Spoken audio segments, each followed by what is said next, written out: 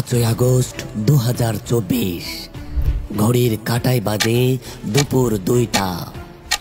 ইতোমধ্যে পুরো দেশ একটি সংবাদ ছড়িয়ে পড়েছে, দ্য ডিক্টেটর লেডি স্বৈরাচারী শেখ হাসিনা নাকি দেশ ত্যাগ করেছে, পাড়ি দিয়েছে তথা কথিত বন্ধু রাষ্ট্র ভারতের বুকে।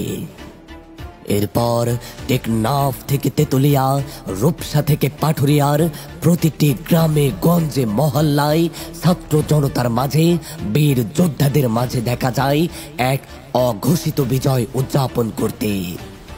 তাদের মুখে ফুটে ওঠে বিজয়ের হাসি, চোখের কোণে খুশির অশ্রু। বীর জওয়ানরা রাজপথেই লুটিয়ে পড়ে প্রভুর শুকরিয়ার সলাতে। ভিন্ন ধর্মের যোদ্ধারা তাদের প্রভুর কাছে, তাদের স্রষ্টার কাছে কৃতজ্ঞতা জানায়। মুক্তি পায় আমার সোনার বাংলা, 18 কোটি জনগণ মুক্তি পায় দীর্ঘ 16 বছরের পরাধীনতা থেকে, এক কলঙ্কিত ইতিহাস থেকে।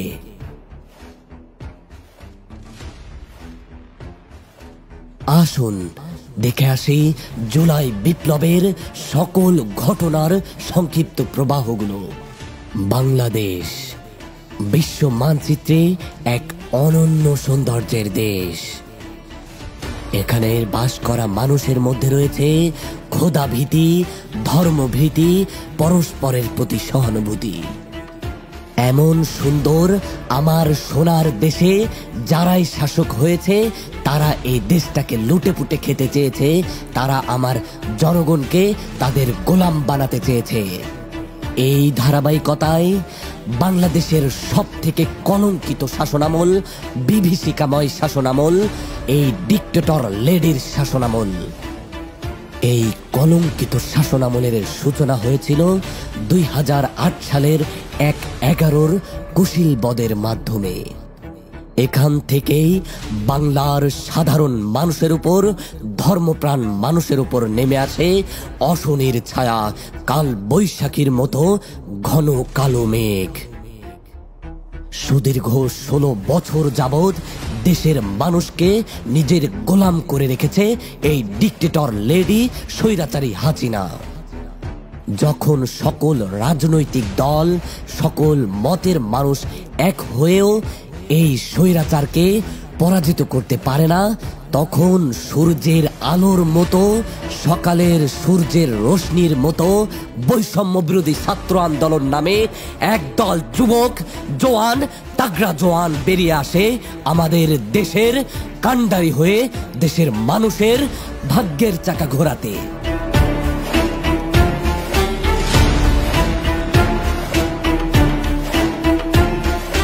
এই যৌক্তিক আন্দোলনের বীজ বপন হয়েছিল 2018 সালে, যা 2024 এসে চূড়ান্ত রূপ নেয়। শিক্ষার্থীরা বলতে থাকে, আমরা কোটা প্রথার বিলুপ্তি চাই, কোটা দিয়ে নয়, মেধা দিয়ে চলবে দেশ। এই যৌক্তিক দাবি দ্য ডিক্টেটর লেডি মানতে নারাজ। তিনি বলে বসেন, যারা এই আন্দোলনের সাথে জড়িত তারা রাজাকার। ফুঁসে ওঠে সাধারণ জনগণ, সাধারণ শিক্ষার্থীরা, বৈষম্য বিরোধী ছাত্র আন্দোলন। তারা বলে, স্লোগান দেয়, তুমি কে আমি কে, রাজাকার রাজাকার। মুক্তিযোদ্ধাদের নাতিপুতিরাও পাবে না, তাহলে কি রাজাকারের নাতিপুতিরা পাবে?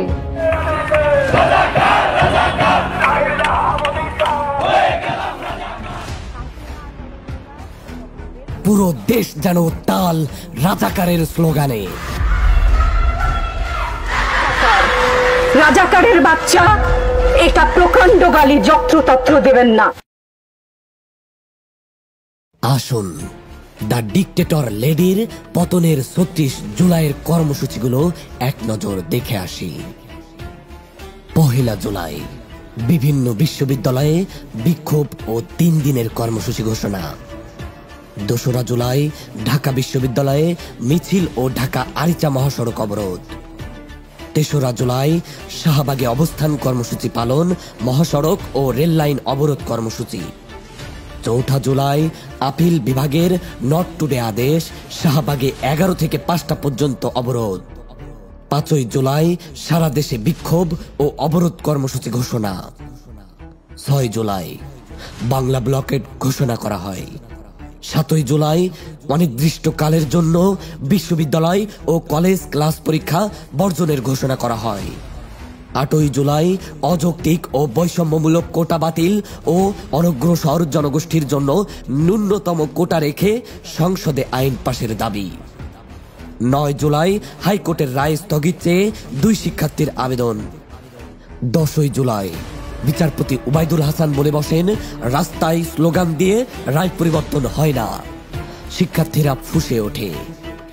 11ই জুলাই কুমিল্লা বিশ্ববিদ্যালয়ে হামলা, প্রতিবাদে বিক্ষোভ মিছিল ও সমাবেশের ঘোষণা। এদিকে স্বরাষ্ট্রমন্ত্রী আসাদুজ্জামান খান বলেন, শিক্ষার্থীরা লিমিট ক্রস করে যাচ্ছে। 12ই জুলাই শাহবাগে অবরোধ ও বিক্ষোভ মিছিল।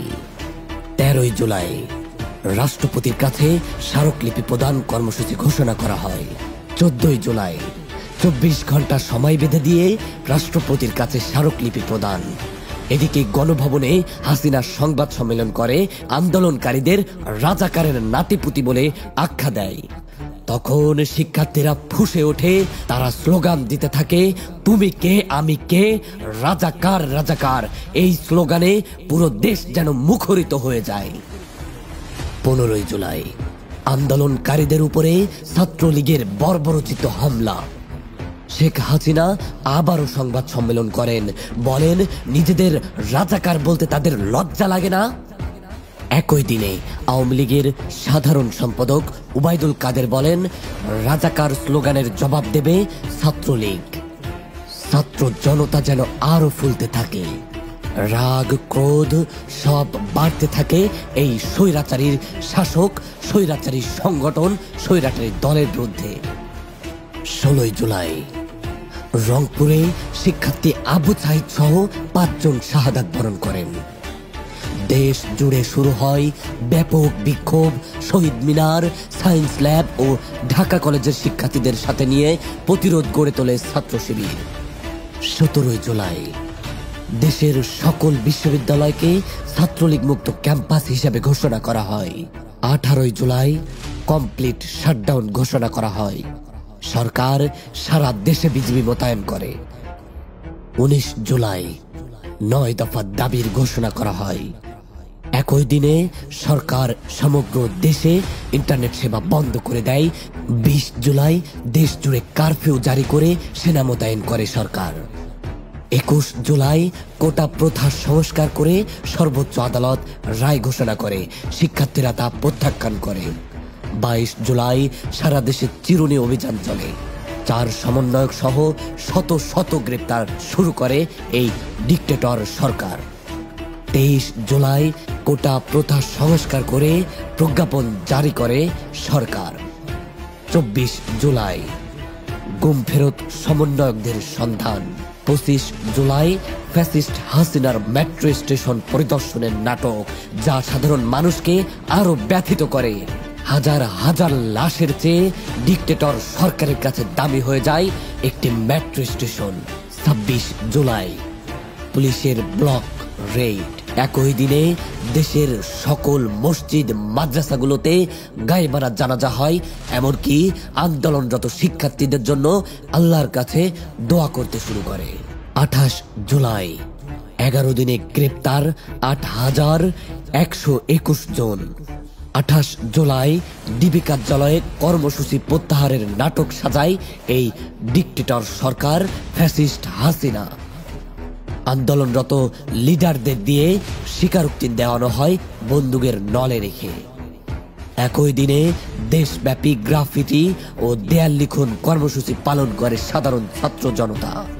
29 জুলাই 14 দলের বৈঠকে জামাত ইসলামীকে বহিষ্কার করে আওয়ামী লীগ।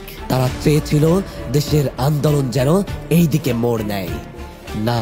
30 জুলাই আওয়ামী লীগের শোকের পরিবর্তে মুখে ও চোখে লাল কাপড় বেঁধে প্রতিবাদ। 31 জুলাই মাস্ট ফর জাস্টিস কর্মসূচি পালন করে সাধারণ শিক্ষার্থীরা। 32 জুলাই তথা 1 আগস্ট রিমেম্বারিং আওয়ার হিরোজ কর্মসূচি পালন করে সারা দেশের ছাত্র জনতা।